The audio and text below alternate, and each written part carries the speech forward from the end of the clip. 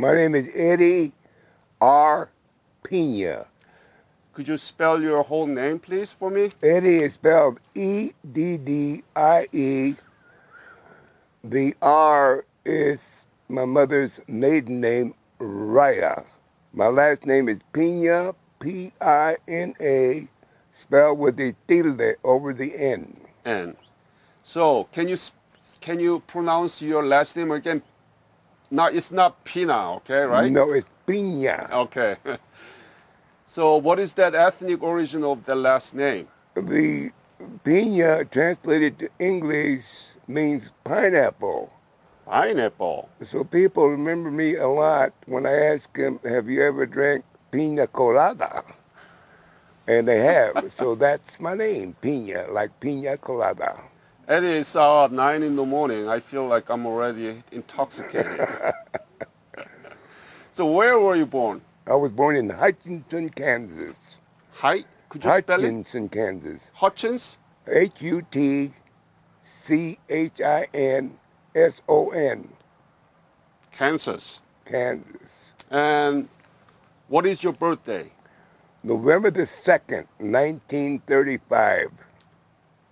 1935. So you are just 85? How old are you now? Well, I'm 84 right now, but in 2 months I'll be 85. I'm sorry that I inflated your age. No, that's fine. That's so fine. You are officially 84. Yes. Yes. Wow. Well, I'm closer to 85, so I say that I'm 85. Uh-huh.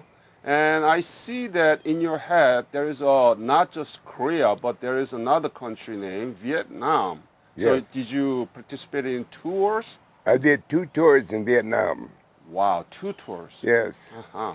What was it? When was it? In 1966 to 1967, and 1971 to 1972. But when were you in Korea?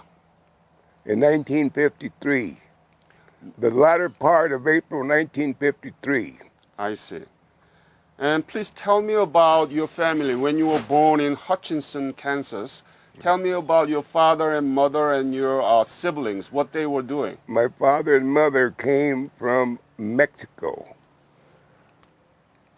And when they came, when I was born, what they called the hood, El Barrio. And we was just, they were just immigrants who just come in. So we lived on the west side of town, where most of the ethnic people were living. Dirt streets, no sidewalks, outhouses. That's how I grew up. What was your father doing? My father was working on the railroad. Railroad. Most Mexicans worked on the railroad. Uh-huh. Probably they brought him over here. And most Mexicans were not authorized Mexicans to be here. So at the time, your whole family were not U.S. citizen? No. No. My father and mother died not being U.S. citizens. But because you were born in Hutchinson, Kansas, you were American citizen? Yes. How many siblings did you have at the time? I had 8. Wow. At that time, most Mexicans had 8, 9, 10. 13, one of my families right now, cousins, 13 are still living. So where were you? Were you eldest or you are the youngest? No, I'm probably, let me see, 1, 2, 3, 4. I'm probably down about 6. About 6? You have to think? 5 up for me. Okay. Because of my age, I've had 3 brothers and have 3 sisters that died. So tell me about the school you went through. Did you finish your school in Hutchinson, Kansas? I went to junior high, grade school. I went to junior high school, and I got in a little trouble, and I was sent away to boys training school. And I enjoyed it, because that's where I learned my discipline. What kind of trouble would you want to share with us? Well, yes, fighting in school, being absent from school, taking things that didn't belong to me. I'm being very honest. You're interviewing Yeah. me, and I'm talking about my life. It happens to our childhood So, days. but I really enjoyed it, and I did very well in the training school. What kind of training school are you talking about? Was it military or? Well, it was in the capital of Topeka, Kansas. It's not a military school. It's a school where you got in some kind of legal trouble. I see. But the training that you had there, uniform, marching, making your beds, and taking care of things like that, attending classes, it was like the military. That's why when I went into the military, I was good at it.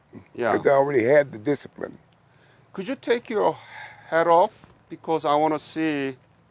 Wow. Beautiful hair. Okay. Yeah.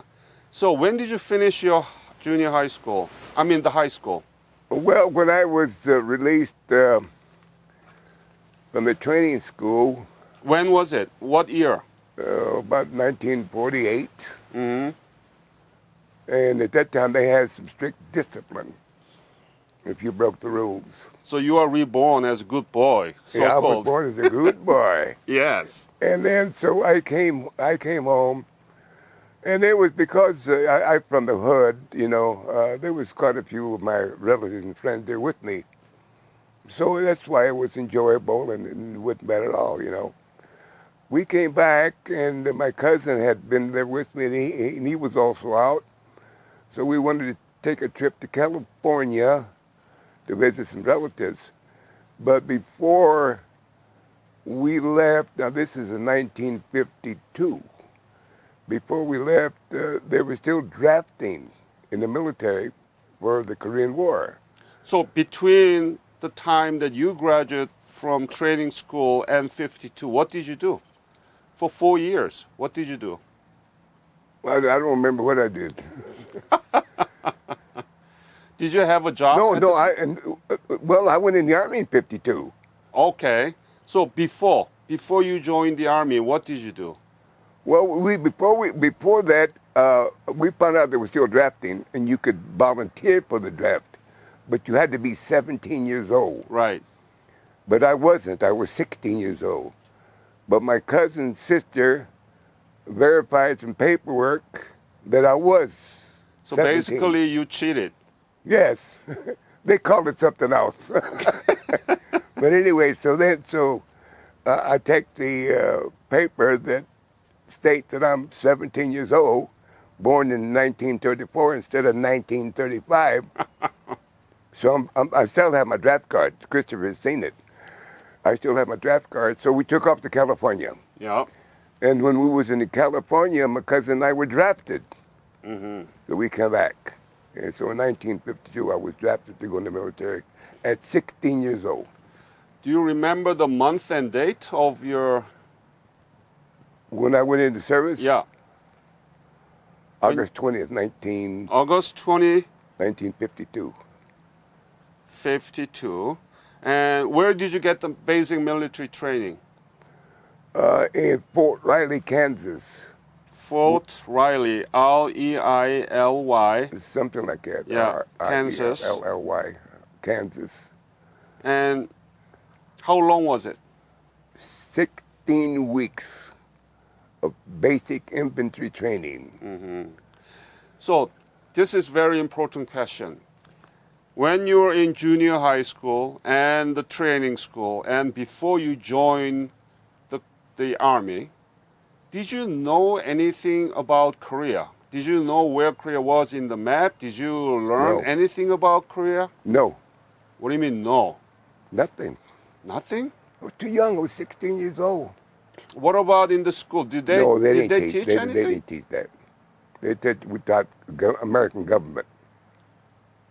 Okay, so the Korean War broke out on June 25th of 1950. Yes. How did you come to know about that there was a war broke out in Korea? Because relatives, from the very beginning of the war, that's how we learned about Korea. Mm-hmm. Relatives serving in Korea and dying in Korea. Your relatives were in Korea? Or friends, Friends. a lot of friends, Uh-huh. a lot of friends, Mexicans. tell me about what you heard from them about the Korean War. Well, that the United Nations was involved, and America is one of the countries that was part of the United Nations to help the South Koreans defend against the North Koreans who wanted to take over the entire country. But they were communists. Now, we knew about communism, and we wanted to stop that. So my cousin and I wanted to be part of that. So that's why we volunteered the draft to go over and fight to help the South Koreans. What about any friend, or what about your old brothers? Did they go to Korea? No, my brother, they call him Pug Pina, was in the Second World War. Second. So we knew a lot about the Second World War because we were living it. We knew about Germany and Japan and all those people that was Hitler and Mussolini and Tojo, and we knew about all them. But you didn't know anything Not by about Korea? teaching us, but by hearing, by word of mouth, by people talking about it. What about Korean War? Did people talk about the Korean War? They didn't. A lot of people didn't think we should have participated in the Korean War. As a matter of fact, we veterans were the veterans who came back and were not appreciated. We spit on. Yeah. Why? Because we took part in that war. We had no business over there. And later on, you hear that same thing happened in Vietnam. Now, you know that in Korea, the armistice is still in effect. The Korean War is not over. And the other day, as I told Larry, I said, July 27th. And I was asking a lot of people that I know, and I'm not going to mention the people that I asked this question to on that day. Do you know what today is? Do you know what day we commemorate today? Armistice. They did not know. You know how I felt? Tell Tears. me. Tell me. Well, I felt bad. Why? Because I was there. Yeah. Fighting for our country and representing our country. And then I remember that we was over there. And he told me that. You know what today is, Dad? Yeah. And it was very sad for me. And I'm sure for the veterans that nobody remembered. And that's how it was when we was over there fighting. That they didn't even know that it was that day. So when you joined the military army in 1952 August, you knew that the Korean War broke out, but you didn't know much about Korea, where it was, how Korea was, and history or culture, right? No. No. After you left from Korea in 1953 or 4, have you been back to Korea? No. You never been back to Korea? No. Oh, why not? Money. But Korea, there's been a lot of groups who have returned back to Korea, and I know that. Now, when I was in Korea and the war was going on, the way you came back if you was alive is that you had to earn points. yes. Combat mine points, 4 points, I think, a month. So when you earned a total of 48 months, then you can come back, leave the war. Right. Okay? So I was there in the latter part of the war, you know. So when it ended in July 1953, now we became part of the DMZ. Okay? Mm-hmm. Now, being up there in defense of the DMZ at that time was the most dangerous real estate in the world. Still is one of the most dangerous area. And I served in there the latter part of my stay in Korea, and then we started building up Camp Casey. Have you ever heard of Camp Casey? Yes, of course. I helped build Camp Casey. Oh, you did? Yes. Mm-hmm. So tell me, what do you know about Korea now in terms of Korean economy and Korean democracy? I think it's beautiful. Don't tell me you thinking, but what do you know about Korea right now? Well, I know that the economy, like any other country, goes up and down. And, well, I love their food. I love the country, the beautiful people.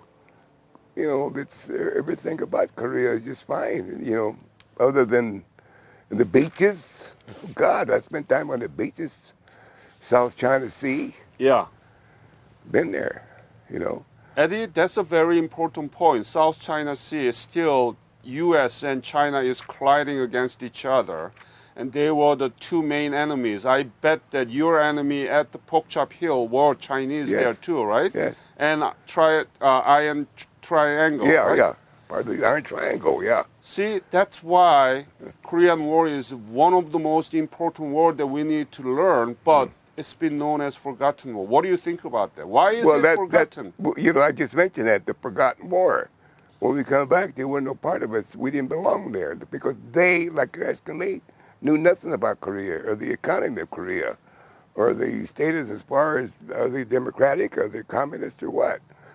So that's why it's a forgotten war. Nobody wants to remember it. Yeah. But then you got all the people that lost, you know, all these thousands and thousands of soldiers that died over there. I had friends that died over there. Mm-hmm. It's a matter, yeah.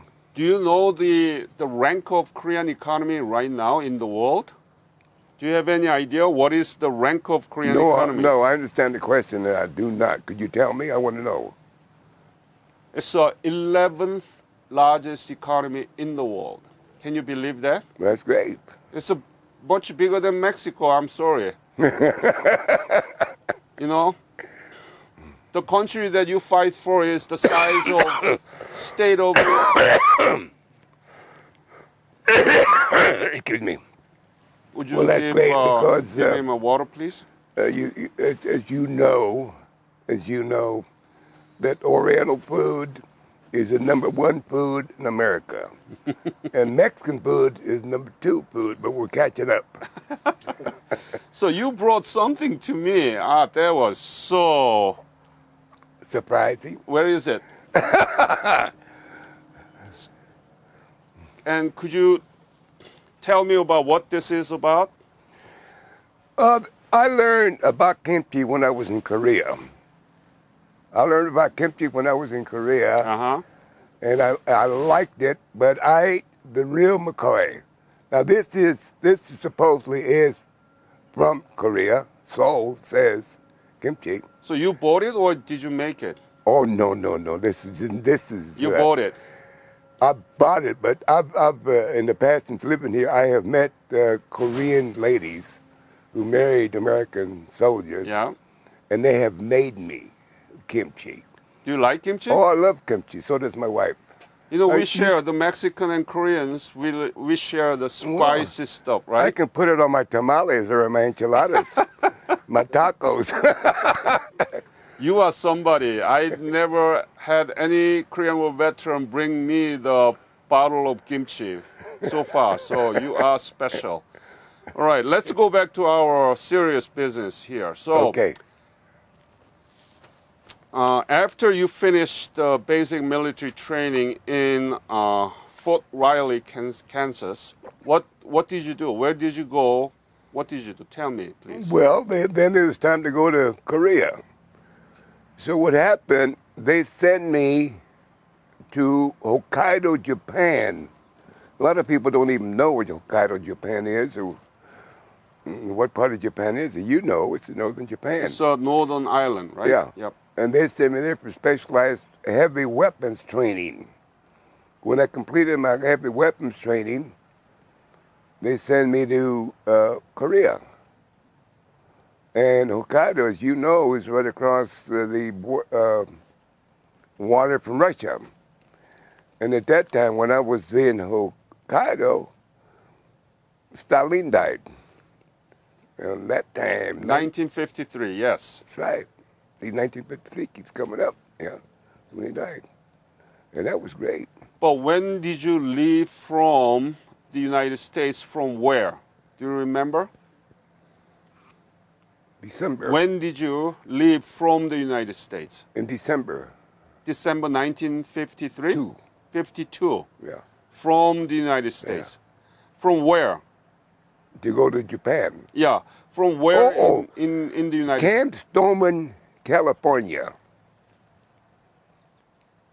Mm-hmm. And I was from Kansas, which we have no water.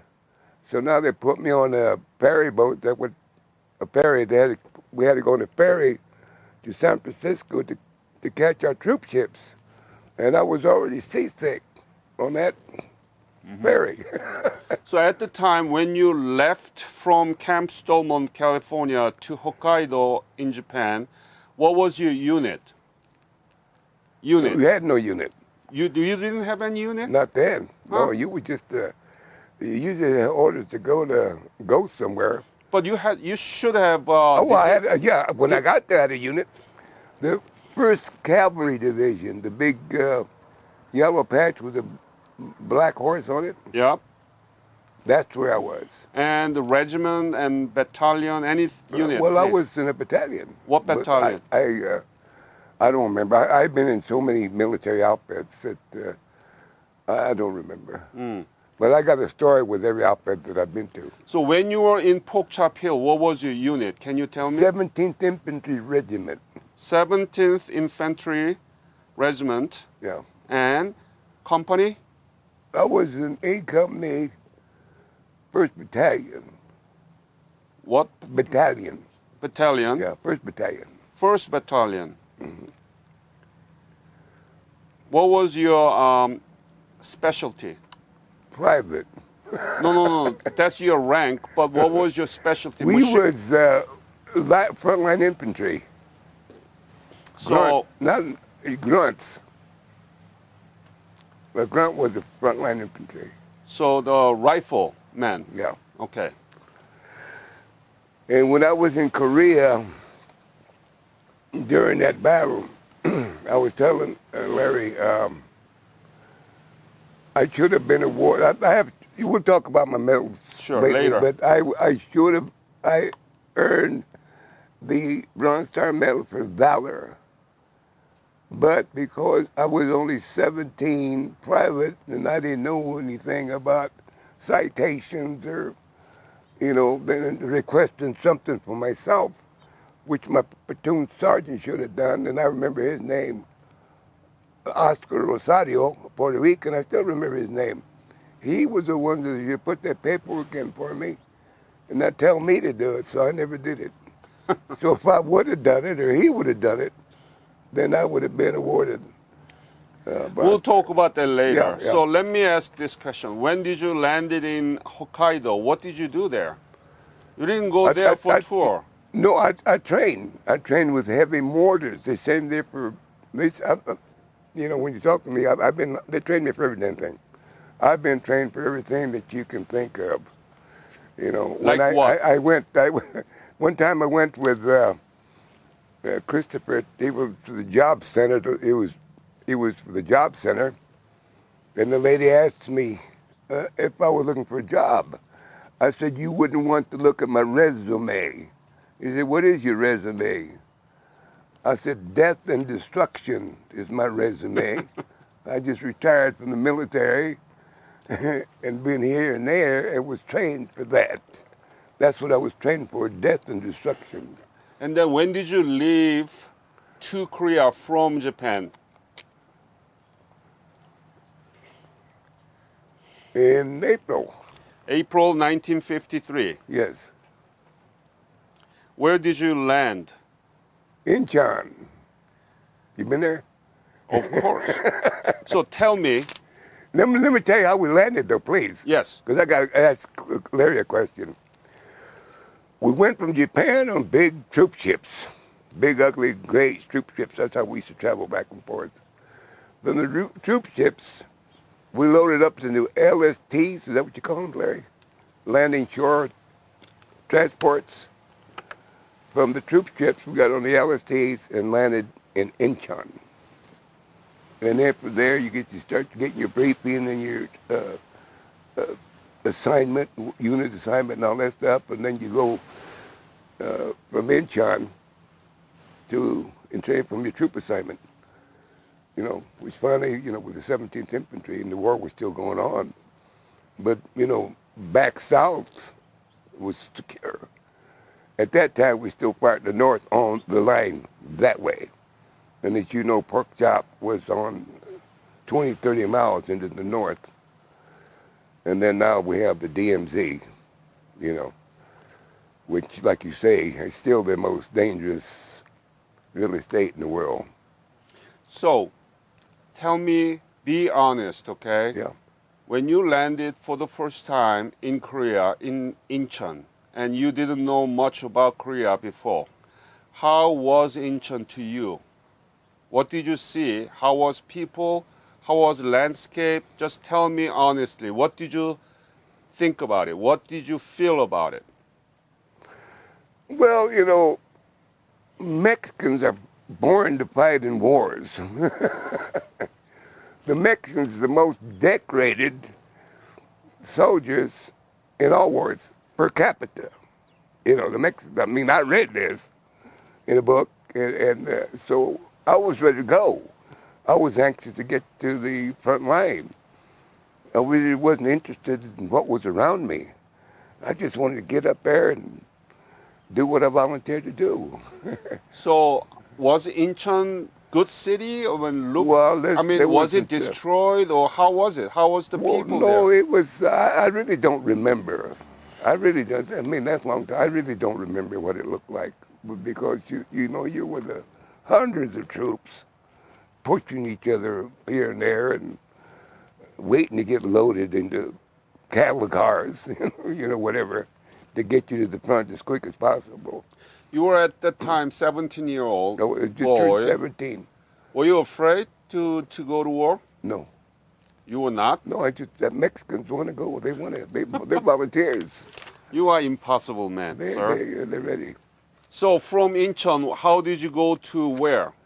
I don't remember how we went to where, but we went on a train up to a certain point, which is what you call the rear echelon, you know, headquarters, whatever, and then you join your troop. My troop was up on a, and that time, the war had turned into trench warfare and outpost warfare, and from the outposts we had listening posts.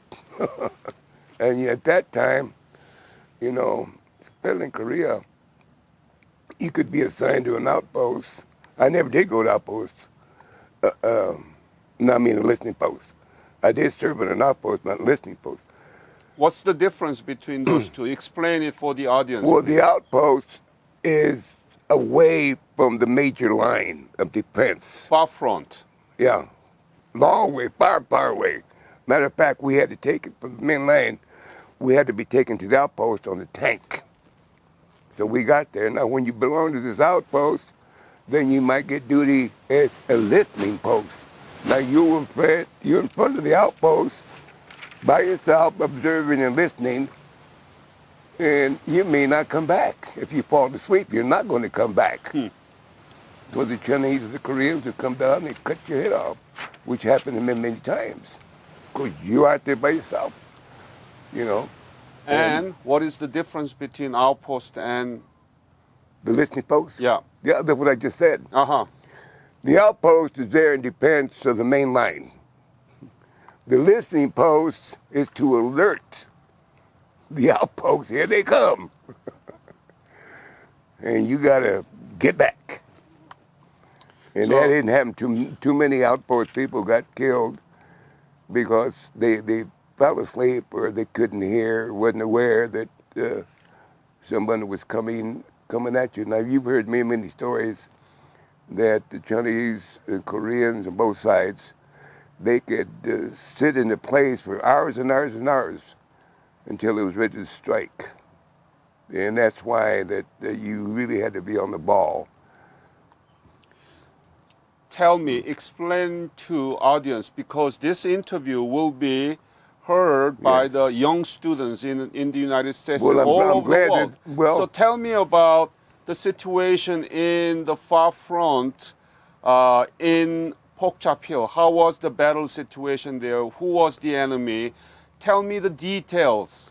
Well, Pork Chop Hill was overrun, you know, but we fought back. Now, it was the Chinese and, you know, the Koreans, but I can't tell you what units. And at that time, when it was fighting on Pork Chop Hill, that's when I left my position we was on rear guard. That's when I left my position to help a medic go up the high ground and bring back some dead and wounded. Now he's bringing back some wounded or dead. He's holding the front end of the person, and I'm holding the rear end. So we get him back till the aid station or wherever's taking care of the wounded back in the back, in the rear. He gets, the Bronze Star for Valor because we was under fire. Overhead fire, small arms fire, all that fire that was coming in. And that's when, the platoon sergeant, after all that fire was over, that he wanted to recommend me, for Bronze Star. Mm-hmm. We lost that battle. So we had to start pulling back. And we lost that battle. And so Mexican lost the battle? We lost the pork chop battle. Oh, my goodness. No, I was taking care of the wounded. Hey, so we lost that battle. And I think that was planned. I don't know, how can it be was planned? Because so many people were killed, friends of mine, and wounded. But I'm saying because it was during the armistice and the North Koreans wanted to be the winners, the top winners when the armistice took place.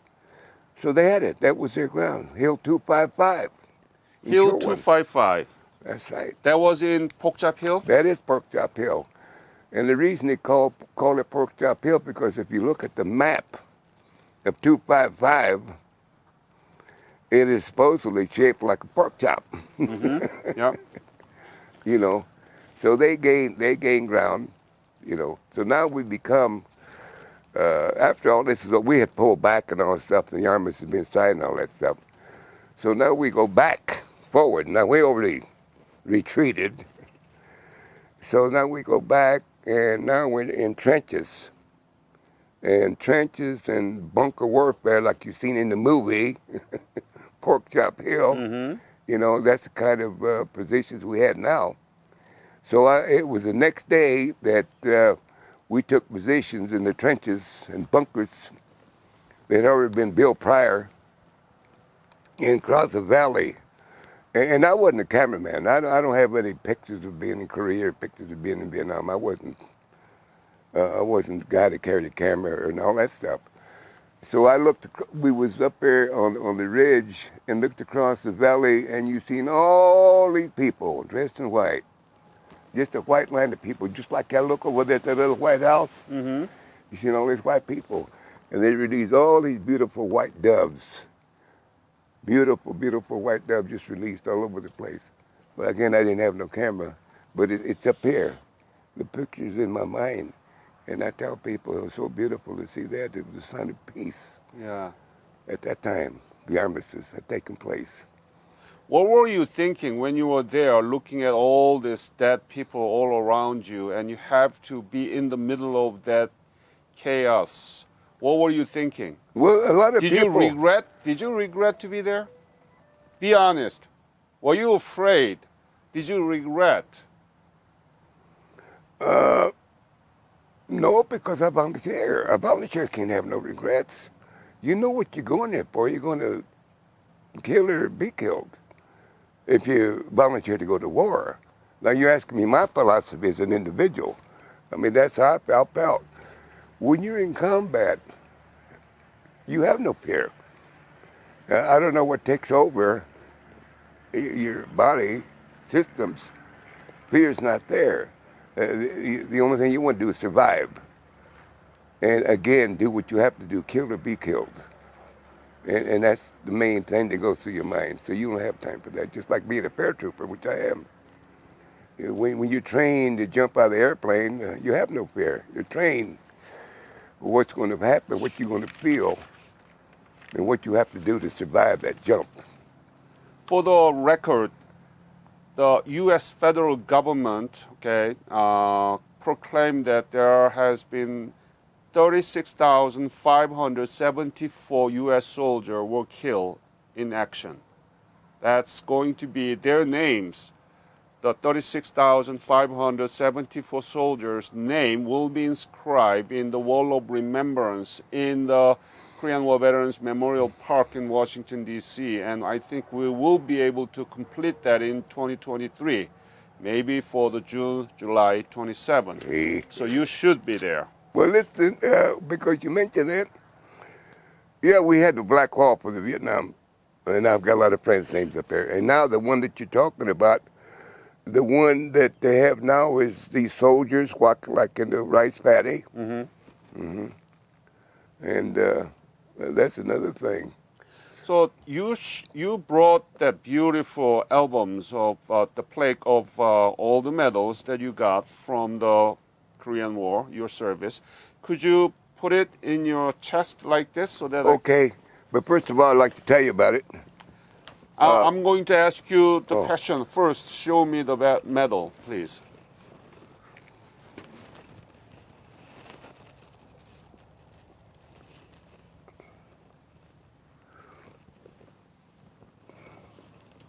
Up there. Okay, yes. So tell me which one is Purple Star and which one is bronze medal? Well, it's hard for me to see from up here. This is the bronze medal Bronze medal. with oak leaf cluster. That means I received 2. 2 of them. Yeah. And where is Purple Heart? No, I don't have the Purple Heart. But because of that, what is it? Your platoon leader didn't really follow No, up with that would be for valor. It's something I would have done as a hero. Mm-hmm. So you didn't get the Purple Heart then? No. No, but I got I got the shadow Purple Heart. I had from Vietnam. I got double malaria and cancer from Vietnam, from the air. What do you call that, Larry? Agent Orange. Agent Orange. So if I ask you to pinpoint one medal that you love most out of all of those, which one do you like most? All of them. Come on. No, they're all Just very one. important. They're all very. As far as the medal goes, it would have to be the Bronze Star. Bronze Star. So tell me how you get the Bronze Star. How? Well, you get that. You didn't Bronze steal Star that, right? because pardon me. You didn't steal it. You had to earn it, right? No, I had to buy it. So tell us about how you got that The Bronze Bronze Star. Star was given in Vietnam for your service under combat situation, you know, under fire.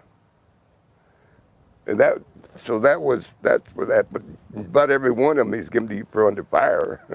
Which one is Korean War medal? Okay, here's the one I want. This is the United Nations medal Yep. that all the countries that served over there Mm-hmm. received that. Now here's the one I want to tell you about right here. That come out later. That is what they call the Korean War medal. Which one? Red? This one right red, here. red ribbon? Oh no, blue. Yes. Okay, see the Korean flag up here on this one? Yep. I got the ribbons here, the medals here, but I want to tell you about this one. That is the Korean War medal. Now that was issued and authorized by the Korean President in 1950.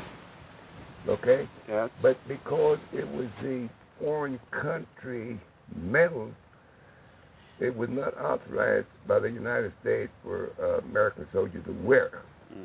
So they tried again. The Korean government tried again to issue to American soldiers, 1968 or whatever it was. But by that time, most of the Korean War veterans were dead. But I was still alive. So I found out about that. Uh-huh. And I went to, I said, well, if I deserve that medal, I want it, you know. So I went somewhere, veteran service officers, to help me see if I couldn't get that medal. So he says, well, why don't you, he looked at my DD-214, Mm-hmm. and he said, you wasn't in Korea. I said, I wasn't, funny. I got all kind of different citations and medals and all that, the United Nations medals and all that, but I was in Korea. So he said, well, you're going to probably go down at that time, Senator Johnson, go down there. So they went through a bunch of stuff, you know, and they made sure that I was authorized to wear that medal because it was issued in 1950, but we couldn't wear it till 1968, Mm-hmm. you know. So now, but he verified that I was eligible for that medal. So now there's another story. I get the American Legion magazine. So now there's another story comes out that the Korean veterans are authorized a new medal. This one right here. Huh. That is the Korean Defense Medal. Yes. Now that come out not too long ago. So here, I want the medal. Hey, they say I deserve it. I want to get it. My DD 214, you know, still didn't have that I was in the Korean War. Ah. So that's what I met my good friend Larry Zimmerman. Did he fix that? He fixed it, so he got me down to Senator Thune's office to start working on this DD-214. Why hasn't this young man received that medal? Well, because he hasn't been in Korea. Well, they fixed that right there, Larry. And by the way, what a big, and this is the other Korean medal right here. That's Korean Service Medal. So you have the Korean War Medal, the Korean Service Medal, Korea the Korean Defense Medal. Yes. And over here, the Presidential Unit Citation. Great. And you recognize the flag, Yes. the medal, and all that stuff. Yeah. Can you put it side? Put this aside? Yeah, over there. And tell us about, were there any dangerous moments when you could be killed? In Korea? Yeah, in Korea. Oh, yeah, we had... Tell me, what detail? How did it happen? Being And how fired did you at. survive? Being fired at, small arms, rockets. They have rocket mortars, air, everything. You was always in danger. Yeah, the rockets coming in from the sky now. I was hiding. But it was that, you know, and like I say, when I got over there, Korea at that time, line to line, you know, trench warfare, bunker warfare, outpost warfare, that kind, you know. Except for that last battle of Korea where they came in on the hill, took over the hill, and we had to run. But you are still in one piece. Yeah. You are one of the youngest Korean War veterans surviving. That's right. And not only that, I've survived 2 tours of Korea. Yeah. I mean, Vietnam. So when did you leave Korea? 1954 sometime. 1954. I don't remember when. Was it spring, summer, winter? Around August? Well, one of the Korean Armed Services, July. I don't remember when I left Korea. Okay. But we built Camp Casey. We was already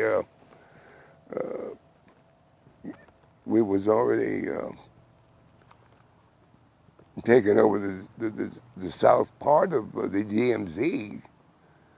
We protected the DMZ. I mean, you know, because we was in the rear, we was protected just like that tree line right there. So we was building, getting ready to stay. We wasn't going to leave.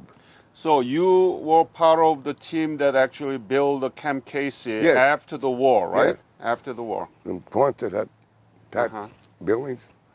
Were there any Korean working with you? Korean busboy Always. or Korean men and women Oh, or always. soldiers? In the fighting, and also in building. Yeah, always. They fought with us, and they helped build. So what do you think about the Korean people? Be honest. What do you think? What is the image of Korean people in your head right now? They have beautiful women. For sure. They do. What are you asking me? Yeah. And they have beautiful women, and the people was very, very, very intelligent, very dignified, you know, very clean. Everything good about them. Everything was good about them. everything. The country's beautiful. I'm South China Sea. You know, God, it's like being on the Hawaiian beach. So tell me, you were Mexican at the time, but you are, Mexican American U.S. citizen. How many Mexican soldiers were there, origin there? Were there any discrimination as a soldier of color? Did you get any discrimination or anything that you think it was unfair treatment? Well, not so much in Korea, but when we get to Vietnam, it's a different story. When I was in Korea, there was a unit from Puerto Rico, the 65th Infantry Unit from Puerto Rico, that had broken up. They broke up because they refused to go forward on a hill that they knew they could not take. And I think it was in the Iron Triangle. So they disbanded that unit, and it went throughout all the other units, you know. And because I was Mexican at that time, spoke a little bit of Spanish, I became the translator. And, you know, they got used to me and I got used to them, but the American troops didn't really like them around. Now, we had other troops from all over the country, Ethiopia, you know, Colombia, Canada, or wherever whatever the United Nations troops were. But the Puerto Ricans, because they had disbanded, they refused their orders, they wasn't not liked. Well, I can understand that, you know. I had a guy in Korea, Vietnam, who was a Civil Star recipient who refused to take the point. Now, he was a Civil Star guy, Puerto Rican. He was a Silver Star recipient, but he wouldn't take the point, you know.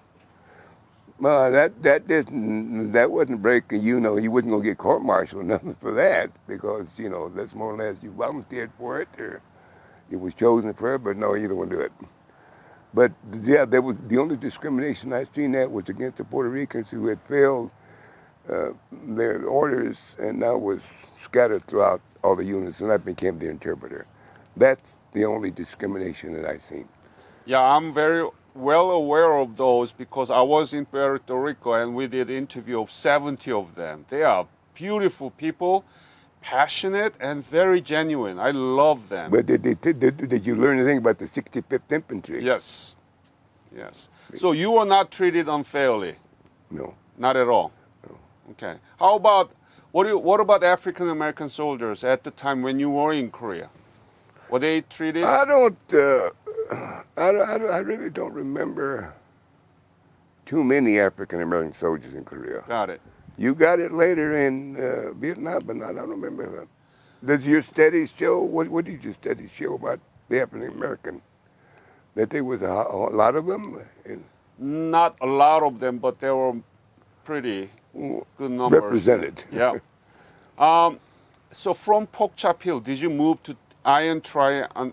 Well, we took our side of the DMZ, but wherever Camp Casey is, I don't remember. I don't know. You know, I don't know what part of Camp Casey is now. Camp Casey actually went down to Pyeongtaek, which is south of Seoul. Now it's the biggest U.S. City. Air Force, Big city, maybe like. Almost like a city. Yeah. Anything you remember about the battle that you still, that still bothers you? Do you have a PTSD? I have friends from my unit they were still missing. It was never found, you know, whether it was captured or blown away or whatever. That's my memory. Where are they? Why didn't they come back? And then you had a lot of, turncoats during the Korean War. Uh-huh. Then later were repatriated or they came back on their own. That happened in Korea. And I suppose it happens in all wars. I've seen it, you know. And that's not a good memory that somebody that failed to do what they was, chosen to serve and now just run away. When you were in outpost, how often were you able to do any toothbrushing or shower? Oh, What did you eat? Tell me about oh, those details. on the outpost, you're a hill, it's a big hill. And you're way, way up there, and your rations and ammo and everything is bought from the main line by tank or armored personnel carrier, which, man, it's like, here's the outpost. It'd be farther than that doggone house. Maybe that building way, way, way, that'd be that high ground. Yes. That would be the main line, and I'm here. Yeah. On the outpost. It's a long ways. And then the outpost is up on the hill. I mean, it's a big hill. And so they bring the resupplies, whatever, the water, street rations, ammo, and then you go down. Remember, I'm a private. You go down, you start bringing that stuff up. So you have all the comforts of life if you want to talk about food, which is street rations, and water, which is water. And of course, you have to have your ammunition. And you're up there with your binoculars and just watching. And there was action there. As a matter of fact, Lieutenant Shea, during the Korean too, if you should know this, that the graduating class of West Point. Yep. All those officers, a lot of officers were killed. Yep. Well, I knew one of them. Lieutenant Shea. How did it kill? He got killed, small arms fire. Oh. So yeah, that's another thing I remember. Lieutenant Shea, and then that most of the officers, from Being a lot killed. of the officers. Yeah. So all this has to do with Korean history. Uh-huh. That's the war that we're in.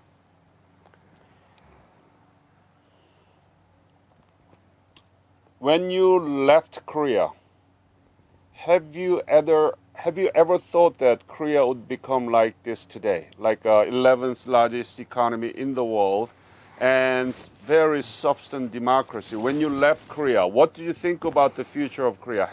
Had you ever imagined it? Well, yeah, I think I thought that it would, stabilize because it's happened in other wars.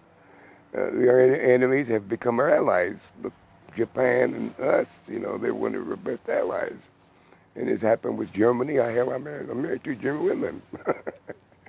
And so I figured that it would, straighten up. But really, they're still under danger now. You got North Korea with these big old rockets ready to aim at Seoul or any part of Korea. They could come anytime, destroy it again. But that's the risk that you take when you have two different philosophies, democratic and communist. Mm-hmm. You're not agreeing on anything. And they want to take over the entire peninsula like they did in Vietnam, Now they got it all. It was North Korea and South Korea. Now it's one Vietnam. So I thought like other wars and that we've experienced that it would stabilize in some way where the people would be able to live free and dress like they want to dress, or ride bikes or ride cars or good restaurants, which you have. Beautiful. What would you say to elementary school children in the United States about the war that you fought for? Why do you think that they should learn about this war? Why? Because we fear the unknown. You have to learn about the people's traditions and customs.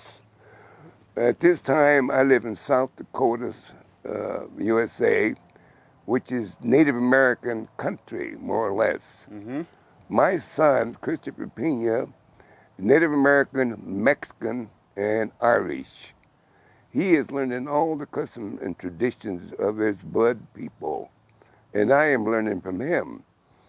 So here, as you mentioned the word bias or discrimination, we still have a lot of that in South Dakota, and we fear the Native Americans, that they're lazy, that they're drunk, that they're thieves, Well, you don't know the people. If you get to know the people, you know this is not who they are and what they are. They go to school and get educated and want to learn about everything that we want to learn about. So if you don't know the unknown, then you're going to be fearful. So the same applies to knowing the Korean people and knowing Korea. Know about the food, know about their dress, know about their likes, know about their economy. And then you will want to go over there and spend time on South China Sea, like I You did. keep talking about South China Sea. Did you get R&R to there? Why I got R&R to Japan. to Japan, right? So there From was Kimpo. no... Yeah. Kempo Air Base? Yes. Yep. No, because that was our back, our, wait a minute. Wait a minute. Yeah, I'm getting mixed up. Yeah, South China, that was in Vietnam. exactly. Yeah, Now you have to act as a Korean War veteran here, okay? Yeah. Don't mix with the Vietnam War. Now we have another actor here, and what is your name, sir? My name is Christopher Alexander Pina. Uh-huh. My Lakota name is Wachante Ognaka Wichasha. What is that? That means the kindness of the heart, generosity. My grandmother gave me that name because she says I put action into the kindness of the heart, which means I'm a very giving person. So what are you going to give me tonight? Well, I actually have brought you a bundle of sage that I picked yesterday because in order for me to give sage and bring it to people, I have to be sober in my mind and my body and my physical being, so that way I do not give away negative energy. And so I have brought this here for you because I wanted to bless you. It's basically a protection. How Catholics use holy water to bless themselves and protect themselves, I also wanted to bless you and protect you and allow you to take it and pray with it also. That was really nice, and thank you so much. Yes, and I What's also, inside there? What's it? I picked cedar. No, in the red one, yes. Oh, What's- this is sage. What's in, what is that? The red ribbon, No.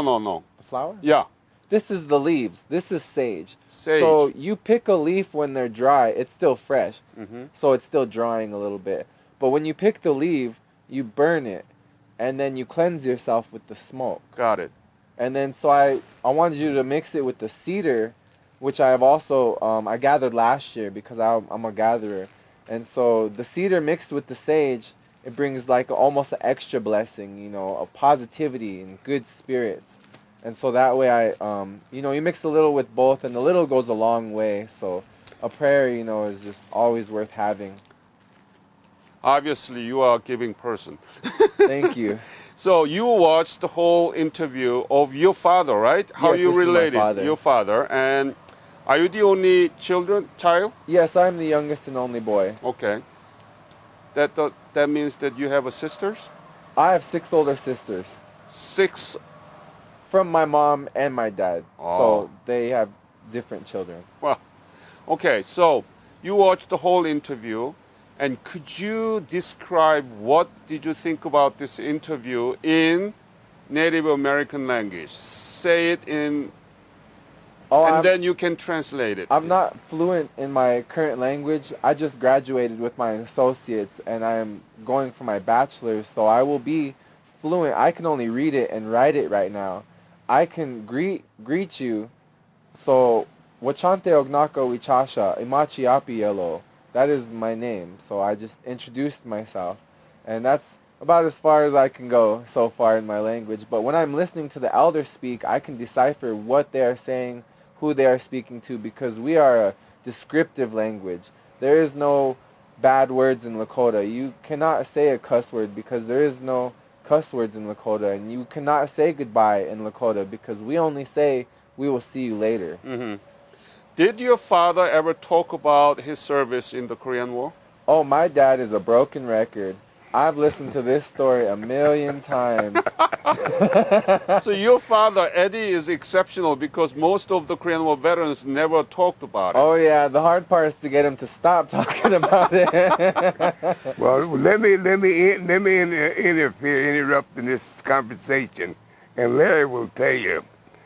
Not until I met Larry in his shadow box, which I did not even know was a shadow box. Oh, sorry. You could go into my home and would never know that I was even in the service. Because there was nothing, nowhere that would dictate that I was in the service. As a matter of fact, when Larry met me, he is the one that went through a gym bag that I had all my medals and citations in. Mm-hmm. I didn't even know what a shadow box was. So I didn't talk about Korea or Vietnam or anything. Only to another veteran. I will speak to another veteran Okay. about my experience in Korea and Yeah. Vietnam and my service. And when we finish here, We'll shut him off, okay? And this time, your son's talking, okay? okay, well, tell him about my eagle feather. So, Chris, what do you think about his service in the Korean War? He knew nothing Right. about Korea. He never been back to Korea, but he knows what's going on. And he Oh, was in yes. the severe battle in Pokchap Hill and Iron Triangle. So, tell me, what do you think that your father do for Korean people and so on? Well, I think what my father's done is great. I always say that my dad is my hero, and the only reason that I say that is because he has done so much for other people that when, I came into existence, I didn't have to be the military brat, so-called statistic. My dad was retired, so I just got to sit back and listen to his story. So I basically got a front row seat to the most incredible journey of his life, and to listen to what he's been through, and then to still see him get up every morning and say his prayers, and to guide me and to teach me that I don't have to be afraid in any situation, that it just makes me feel blessed and honored, and I feel it's such an incredible journey for him. Mm-hmm. And then for me to be allowed to walk next to him and make sure that his life is comfortable Yeah. gives me pride, to be his caregiver and his only son, to stand up and try and accomplish my own goals in order to make him proud. I will never be able to fill his shoes, but I will be able to honor him as much as possible. And I believe that what he did for the war and the people was just great. And for him to just voluntarily do it, to give so much of himself, is honestly why my name is Generosity, is because this is where I get it from. Oh, very nice. Eddie, you should be proud of your son. I'm very proud of him. So, what is Korea to you, Eddie? You told me that you didn't know anything about Korea before you left for Korea. Now you know you were there fighting for the Korean people. So, what is Korea to you now, personally? I think it's a beautiful land, a country of democracy. And that's what we want in the world, freedom and liberty, justice for all. I think they have it in the South. Not saying they do. And I'm proud for that, because I took part in this being able to happen for the South Koreans. Oh, I wish I could have returned. There has been You many, can go. many I mean, trips. you know that there is a Korean government program called Revisit Korea, and they will pay most of the expenses. Yeah. Well, the most of it bothers me. Hey, we can raise funds for you, okay? So that the portion that bothers you can be resolved, okay? Right. All right. So, tell me, President Trump trying to reduce the number of U.S. forces in Korea right now, and President Trump asking Korean government to pay way more than what's been paid. What do you think about it? I don't want to talk about politics. The reason for that, because I really do not know Larry's affiliation. And I might be saying something that it might be harmful to him. Who cares? Tell me. Come on, be a soldier. You are Mexican. I am a one who is not straight line voter. I'm not straight line. I don't want to tell you who I voted for, but everybody knows and reads about President Trump. And what really scares me, is that he was aware, or his administration was aware, of the Russians paying the Afghanistan people to kill GIs, veterans, soldiers, still in combat. Now we have Mexicans that are voting for Trump. We have blacks that are voting for Trump. So it's no big surprise that we have veterans at this time, soldiers who vote and will vote for Trump. But because of that reason, what he's done to veterans and not supported just about any of their needs, what they need. As a matter of fact, he wants to reduce them. So, no, I'm not going to vote for Trump, and I'm going to encourage people that I know not to vote for him because of who he is and what his philosophy is, and the words that he's said and the things that he's done. But he wants to get rid of my people, which are very much needed in this country. The Mexican people, he builds the wall. That wall ain't going to stop the brown tide. That brown tide will come over here in submarines, or they will jump out of airplanes. He will not stop the brown tide. So, for many reasons, you talk about being biased and discriminatory.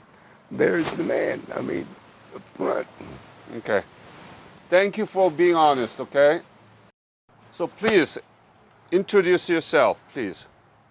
I'm Larry Zimmerman, Afghan veteran, Vietnam era veteran, friend of Eddie Pina.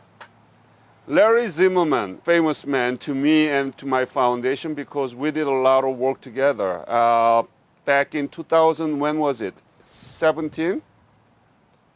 17, I think. 17, when he served as a secretary of VA office in South Dakota, we did arrange a big ceremony to award the Korean War veterans with the Peace Ambassador Medal that Eddie has now. And we did a wonderful ceremony in the Pierre governor's government building there. And since then, he's been helping us. So tell me, Larry, this is beautiful house, and it's Larry's new home. He wanted to show off. So please tell me, how did you come to know of Eddie? So Eddie and I were at Fort Meade, South Dakota, many years ago, and we were both walking the hallways in time between our appointments. And we both ran into each other and had IVs in our arms and carrying a jug. Now the jug was to drink and the IVs was to put stuff in them because we both had prostate cancer at the same time. And it was meant to be that we came together. Yeah, yes. I get emotional about that because Eddie's a great man. It's good to know him. Thank you so much for allowing us to have this interview in your beautiful home because of the COVID-19. We don't want us stuck inside of the building. So this is great, and thank you always. And so you are the buddy, cancer buddy. Compadre. And you survived the cancer. So you guys are, Yep. wow. And I'm a Vietnam era guy, and he's a Vietnam combat veteran, so we have that commonality also. So you watched the whole interview. What do you think about Eddie's service? As when we built the shadow box and saw the medals and saw the person, it's hard to imagine that a man can give that service to his country and willfully, voluntarily, and as you heard him state, he wasn't afraid of war. He volunteered for it and he fought for the freedoms. Thank God to the Vietnamese and the Korean people that Eddie and the like were willing to do that. Mm-hmm. I think we can raise funds so that he can make a revisit trip to Korea, right? I would like to see Eddie and Chris be able to go to South Korea at some point in time. I think that would be a great circle to complete for him and his family. You know, this is the program run by MPVA, Ministry of Patriots and Veterans Affairs of Republic of Korea, and they pay most of the expenses, and the portion that bothers you can be raised, okay? So let's work on it, and I'll talk to MPVA about it. As a former secretary of VA, what do you think about the legacy of the Korean War? Well, I love that you and your foundation is getting it recorded. As we spoke, the numbers just keep going down. Eddie's the baby of the Korean War. As a young boy, he went over there and fought. So we need to capture this history. And again, for our history teachers and our students, it's just imperative that they learn the forgotten war and learn about the heroes that came across the world to fight for another country, and look at where South Korea is today. It's world renowned. It's one of the major players in the economy of the world. And Eddie went over there and fought and had friends die. And now he's here to be able to sit and watch that 70 years later. It's just a phenomenal thing. Excellent. So, Eddie, you told me that there are one more story that you need to tell me. What Well, is there's a it? couple of stories. But listen, I have my niece, I understand, Chris, that we need my- to shut him off somehow. my blood niece is a Medal of Honor orphan. His father died in 1953 in Korea. He was in the Navy, but he was a forward observer attached to a Marine detachment from a ship. So he was killed. Francis Hammond died in Korea, Medal of Honor. That's my nephew. And there's a ship named after him. There's boats named after him. And He got Medal of Honor? his father Oh, received the Medal of Honor posthumously, and he was a baby, so they gave it to him, and he is known as an orphan Medal of Honor recipient. Every so often, the Korean government would send representatives to Washington to thank, as you have, the Korean War veterans, and he's invited because he's a Korean War veteran, Medal of Honor orphan. So they give him a medal to him so he could give it to me. Ah. And this medal right here, right inside, that's wire, you know. from the DMZ, yes. From the sea. Well, you know, like you know, that's wire from the DMZ right here, Yep. and that's a beautiful medal. Yep. And the inscriptions are back. It tells you all about. Have you seen this before? Yes. Okay, well, you've been all over it, so. Yeah. A lot of veterans don't have, Korean veterans don't have this one or don't have that one because they're not around or they're not aware of it, you know. But I have them both, and I wear them both proudly all the time. Mm-hmm. Now, until I met Larry, I had, what you see here was in a bag, gym bag. Larry had to go digging through it for days and days. What is this? What is this? What is that? What is I don't know. When I got out the service, I just left it behind me. Mm-hmm. I did what I went in to do, and that's what I did. Okay? And that's why that medal right here is very important. The, which one, where the heck is it? Oh, yeah, I can't see it from this angle. The one I was telling you about, that, the Korean War medal. Yes. Oh, down here. Right. That is a medal awarded by the Korean government. You know, so we could not wear that medal for a time. And then, so here's the unit I was with in Korea, the 7th Infantry Division. Mm-hmm. They called it the Bayonet Division. And this, Larry, I think we talked about it. This right here, this badge right there, you see the 7th Infantry emblem there. That is the Order of the Bayonet, which was authorized by General MacArthur. And it is a military accepted award, although I'm looking for my paperwork. But it is a military accepted award for people of 7th Infantry that fought in the Korean War. Mm-hmm. Yeah, this little badge right here. Yes. And of course, I'm very proud of the Korean War medals, Yep. you know. And this shows that one real proud that was given to the United Nations soldiers. They really honored the people that spot over there. You know, not just America, but, you know, so many countries. Are you familiar with how many countries the United Yep, Nations? 22 country. 22 countries. I met the Ethiopians, Ethiopians, yes. the Canadians, oh God, who else? The British, British. and, the Puerto Ricans. And, I met so many of them. And it was incredible, and it was great to meet them. And Yep. we all had one thing in common. Let's win this war.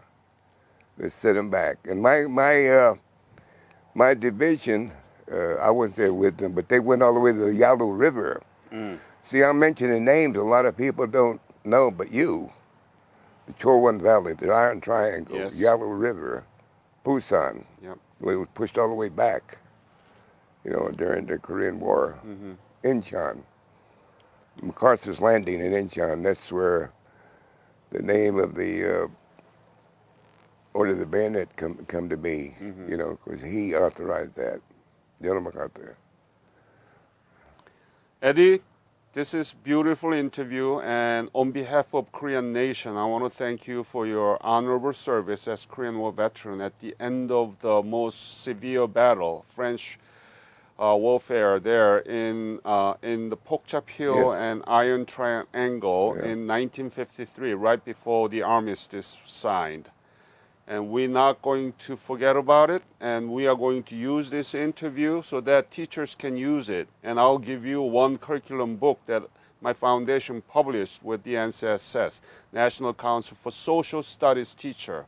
So that's what we are doing. We're working with the history teachers so that your legacy will not be forgotten and being transferred to our younger generations. And I want to thank